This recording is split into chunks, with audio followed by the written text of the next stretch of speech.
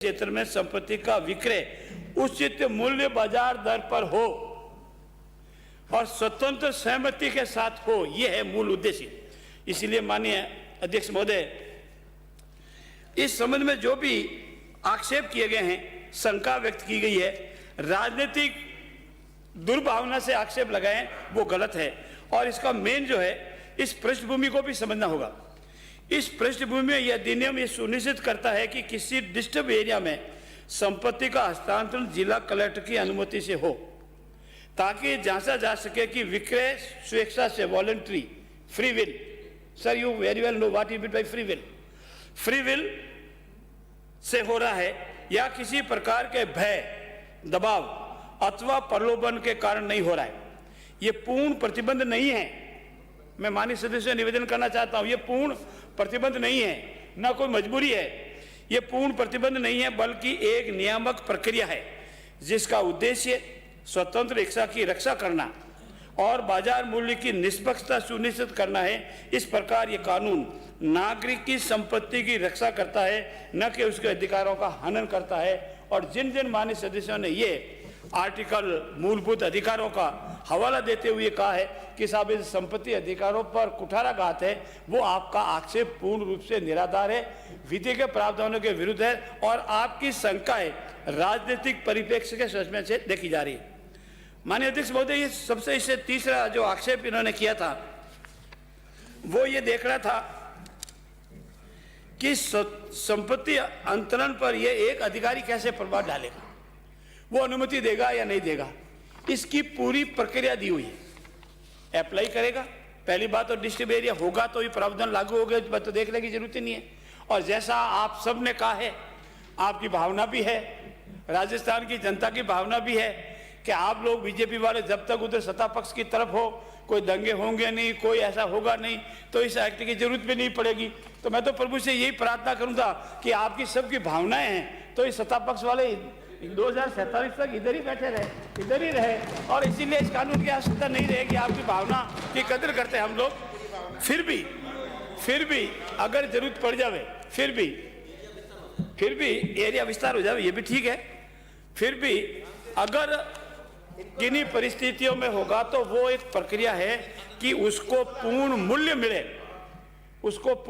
मिले, उसकी फिर विल की जांच किसकी होगी, उसको मार्केट वैल्यू मिल रहा है कि नहीं, उसकी सहमति, स्वतंत्र सहमति है या नहीं, इन दो बात की जांच होगी और किसी बात की जांच नहीं होगी। इससे सिवा उसमें कुछ भी नहीं है। इतना ही है कि भाई वो फ्री विल से बेच रहा है तो ओके बेचे, अपनी प्रॉपर्टी है, और उसको मार्केट वैल्यू मिल रहा है तो भी ठीक है। मार्केट वैल्यू परिस्थितियों पर निर्भर करता है, कभी एक जगह एक हो ही नहीं सकता।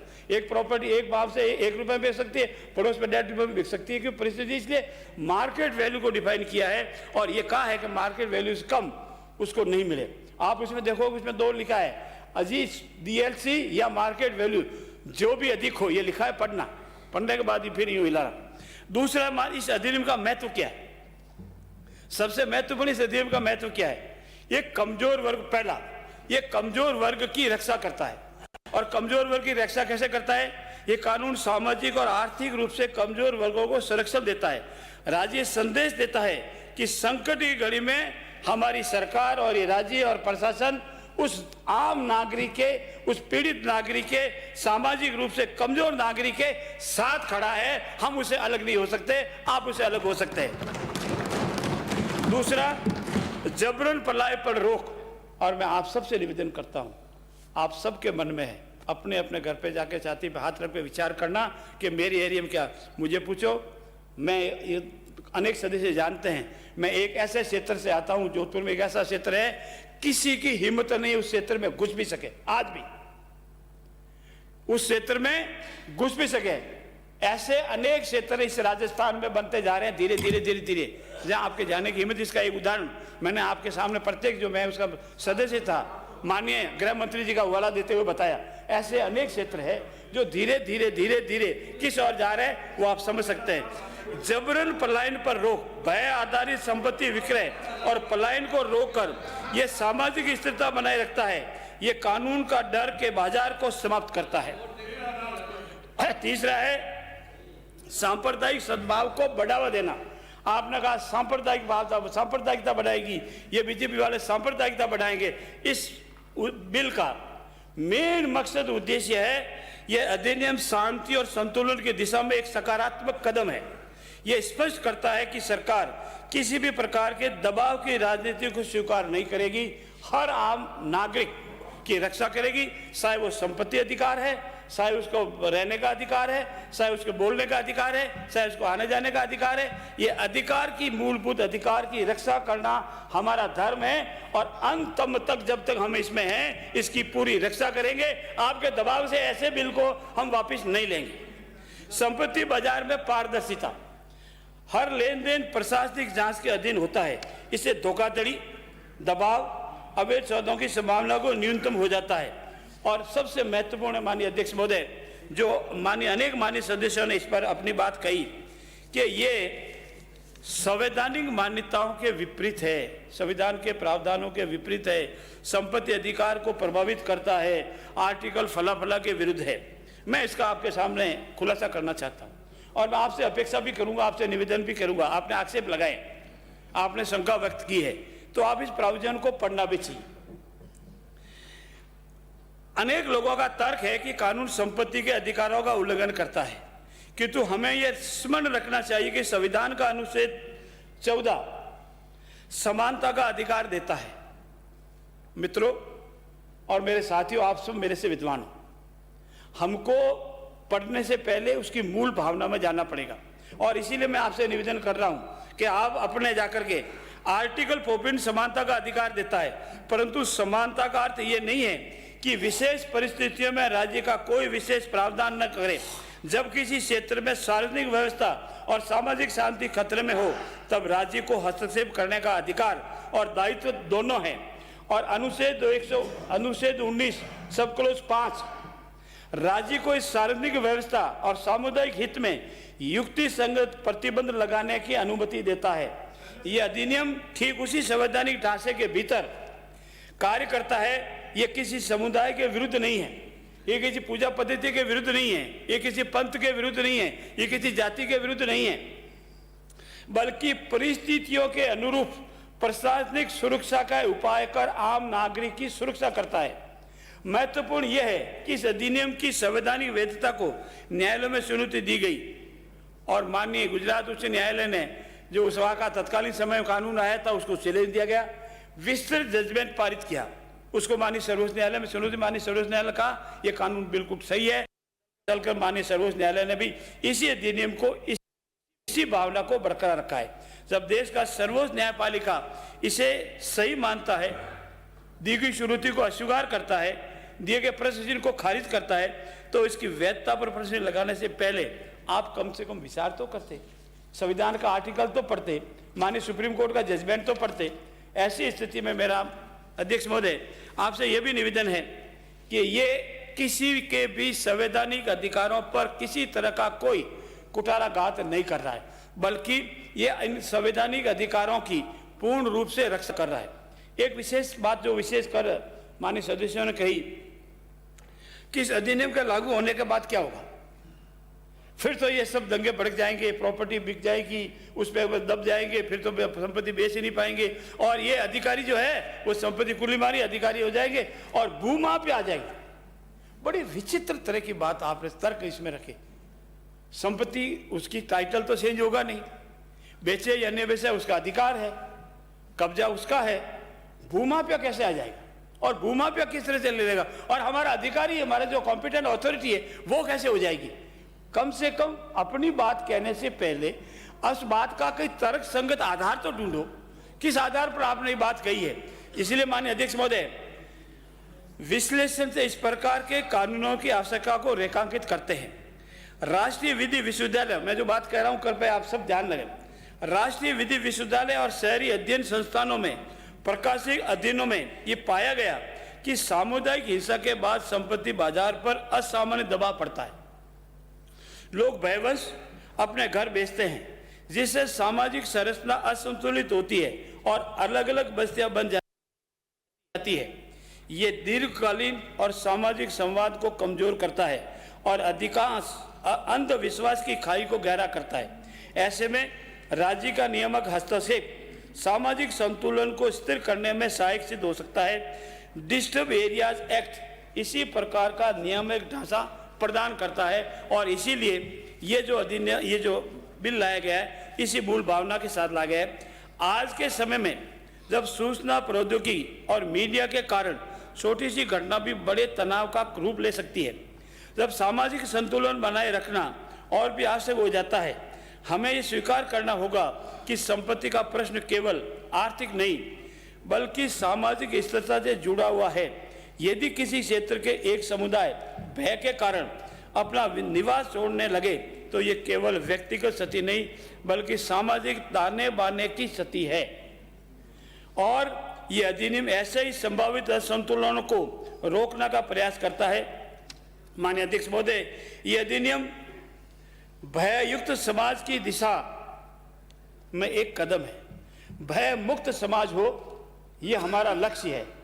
समाज का संपत्ति का हो, बोलने का हो, रहने का हो, खाने का हो, पीने का हो, अधिकार बने, ये हमारा अधिकार है। और सामाजिक समरसता का रक्षक और दीर्घकालीन शांति का आधार, ये हमारा बिल है और यही हमारे दल की भावना है और ये इस बिल की मूल भावना है और इसी के आधार पर बिल आपके सामने लाया गया। माननीय अधिनियम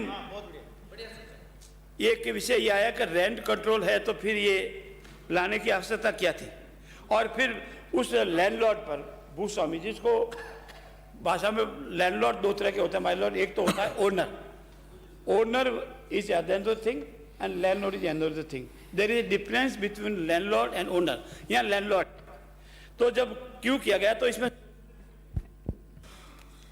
जिन्होंने राजस्थान प्रीमियर जब रेंट एंड कंट्रोल एक्ट 2001 पढ़ा है वो शायद ये बहस नहीं करते, जिन्होंने उसको नहीं पढ़ा इसलिए उसकी बहस हुई है।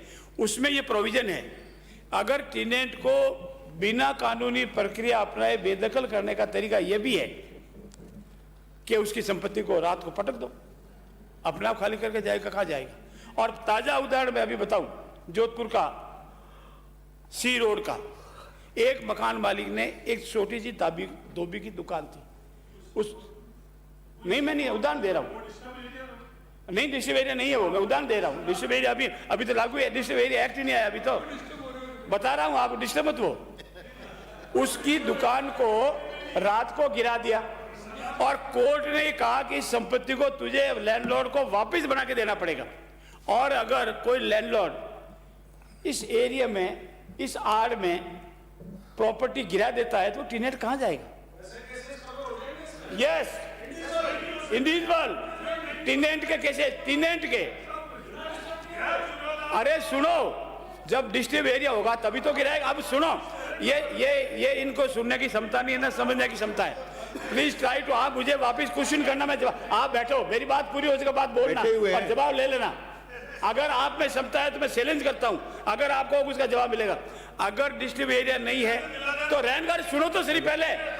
अरे ये थर्ड स्टेज पे बाद में आप दोनों डिस्कस कर लेना। अगर रेंट कंट्रोल एक्ट में प्रोविजन है, ये एक्ट लागू नहीं है तो रेंट कंट्रोल एक्ट में प्रोविजन है, उसका सेक्शन 19 है, अपना काम हो जाएगा।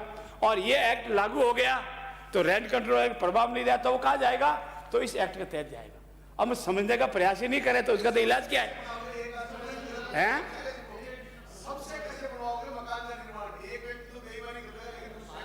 अरे जो टेनेंट है उसका आएगा ना, हरे का थोड़ी आएगा, आप समझना नहीं है, टेनेंट का आएगा। इसीलिए ये प्रोविजन, टेनेंट एक्ट वाले प्रोविजन इसमें लागू किए गए हैं, क्योंकि जिनको काम नहीं पड़ा वो काम पड़ता है तो ब्रॉड स्पेक्ट ध्यान होता है कि इसमें ये परिस्थिति आती है। इसीलिए टेनेंट का राइट प्रोटेक्ट करने के लिए इसमें ही प्रोविजन डाले गए और प्रोविजन डालने के कारण ही यही था कि अगर टेनेंट कहीं प्रभावित होता है, उसकी संपत्ति अधिकार प्रभावित होते हैं तो उसमें उसको वापस बनाने के लिए देना पड़ेगा।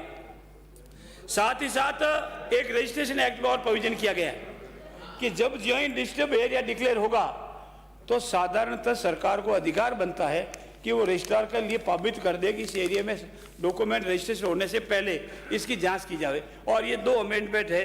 इसके बाद आपकी तरफ से जो आक्षेप आए, मैं उनका छोटा सा और निवेदन करूं उससे पहले। माननीय अध्यक्ष महोदय, किसी भी सरकार की मंशा कभी नहीं होती है किसी भी राजनीतिक दल की मंशा नहीं होती है कि हिंसा भड़का करके राज करे। और हमारे राजनीतिक दल का जो ध्येय है, तेरा वैभव अमर रहे मां 4 दिन हम रहे न रहे, हमारा ये ध्येय, हम उस ध्येय को मानने वाले लोग हैं। इसलिए हमारे मुंह से ऐसी बात, हमारी तरफ से ऐसी बात कभी हो नहीं सकती कि हम राज करने के लिए दंगा भड़का दें और फिर राज करें। ऐसी स्थिति में इस संबंध में जितने भी बातें कही है, सामाजिक वर्गीकरण, आर्थिक अलगाव, समुदाय विशेष का क्या तात्पर्य, ये सारे के सारे जो है वो पूर्ण रूप से निराधार है। माननीय अध्यक्ष महोदय,